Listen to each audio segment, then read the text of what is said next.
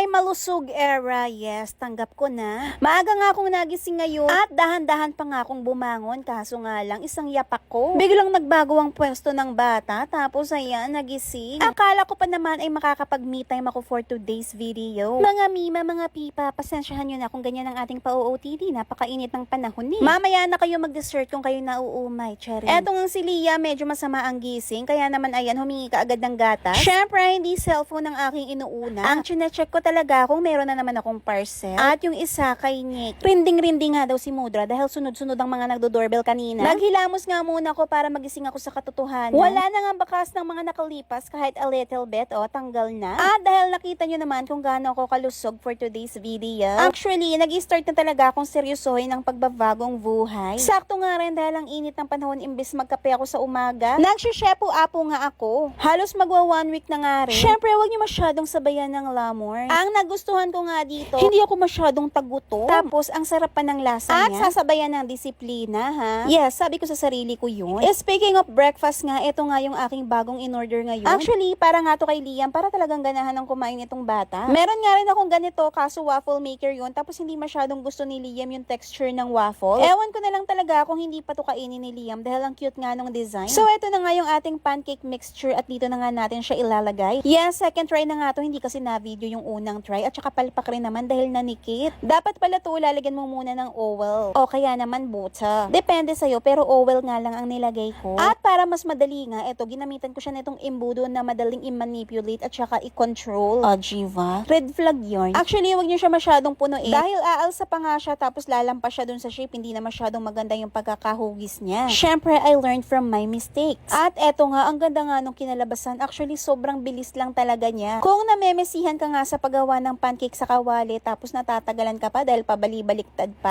try nyo na to, lalo na kung meron kayong mga toddler na naku, napakahirap pakainin. Ewan ko na lang talaga kung hindi pa sila maaliw sa mga shapes na yan. Meron pa nga ako mga natirang blueberry dito, kaya ayan, ilalagay ko dito, itatago ko para makakain si Liam. Hindi niya nga masyadong bet yung blueberry, ewan ko sa batang yun. Hindi sanay ang lalamunan sa prutas ng mayaman. Si Liam kasi napakahirap talaga niya introducean ng mga bagong food. Mostly kasi sa sensory daw nila yun, parang hindi sila sanay sa ligas-gas ng pagkain. Pero itong pancake gusto niya to. Kaso nga lang ang kilalang prutas lang nito saging at saka mangga, kaya ayan, itatago natin dito yung blueberry. At in fairness nga, napakadami ko na nga nagawa. Parang mas nakakagana nga tong kainin kaysa yung bilog. And then, nalimutan ko naman, meron pa pala ditong chocolate chips. So ayan, yung last 3 na lang yung nagawan ko. At ayan na nga, ang amazing. Ang dami kong nagawa. Ayun lang, bawat kilos ko, tumatagaktak ang pawis. Eto nga, prepare ko na nga yung breakfast ngayon ni Liam. Parehas nga kaming naglulusugan ni Liam. Since nag-start nga yung gantong panahon, ako lagi akong naguguto. Medyo na-control ko na lang talaga yung aking taggutom. Dahil sa shipu-apo, laging ganyan yan, titikman muna ng kaunti. Pero since favorite talaga niya yung pancake, for sure kakainin yan. Tingnan nyo naman, ang sarap ibaon, no? Syempre, eto pa rin aking paboritong juice ang aking ipa-partner. Pati liki-liki ko, ang lusog-lusog na, no? Eto na nga rin ang breakfast ko dahil ang dami kong nagawa. Nilagyan ko lang siya nitong chocolate chips at saka ng blueberry. Jiva. In fairness, mas nakakaaliw tong kainin kaysa sa malaking bilog na pancake. Mas fluffy siya at saka bite size lang. Bagay na bagay nga yung blueberry dito. Ewan ko si Liam kung bakit ayaw niya yan. Nakakain nga siya nang hindi niya alam kasi nakatago dun sa pancake. At magpre-prepare na nga ako ng babaunin ni Liam. Every week kasi nag-i-introduce kami ng mga pagkain kay Liam na bago sa kanya. Sabi nga nung teacher niya, yung daw karne na magugustuhan ng bata, yung malambot lang. Syempre, kailangan natin umiwas sa mga process.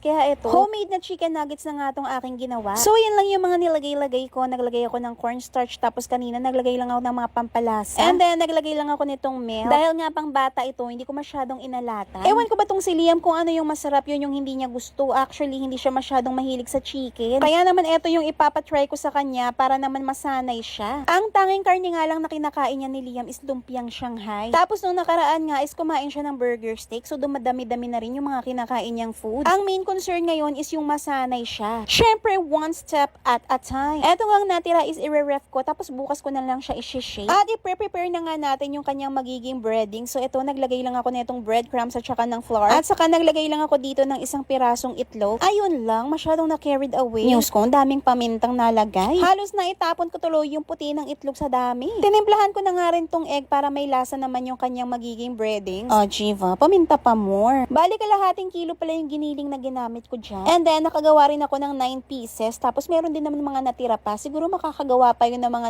9 pieces pa ulit. Syempre, depende sa laki ng gagawin nyo. So, nauna ko muna siyang nilagay dun sa flour, tapos dun sa itlog, tapos dito sa ating pa-breadcrumbs. Isa nga to sa paborito ng mga bata, kaya ewan ko kay Liam kung bakit hindi niya talaga gusto ang chicken. Pero hindi ko naman siya minamadali. Basta ang importante daw is makapag-introduce kami ng mga bagong food sa kanya, tapos makasanayan niya. Oh, Jiwa, mukha na nga siyang chicken nugget. Itatry ko na nga kung nakuha ko rin yung lasa. So, nagpainit nga lang ako ng mantika at ayan, mukhang okay na nga. Kaya ilalagay na nga natin itong ating mga chicken nuggets. In fairness, ang lalak nga na itong nagawa ko. Yung sa mga fast food yata ay mga kalahati lang ng size niyan. Actually, ang chicken nuggets, paborito ko siyang papakin. Ang sarap-sarap nito kahit walang kanin. Para nga pati yung loob talagang maluto, ayan, tinakpan ko na. Mabilis lang kasi mag-golden brown talaga dahil dun sa breadcrumbs natin. Pero dapat takpan nyo siya ng ilang minuto para talagang sure pati yung gitna ay talagang lutong-luto. At in fairness, tignan nyo naman. Legit na legit. And then, gumawa nga lang ako nitong sausawan. Pinaghalo ko lang yung oyster sauce, ketchup, asukal, at saka nilagyan ko ng konting paminta. In fairness, lasang barbecue sauce nga to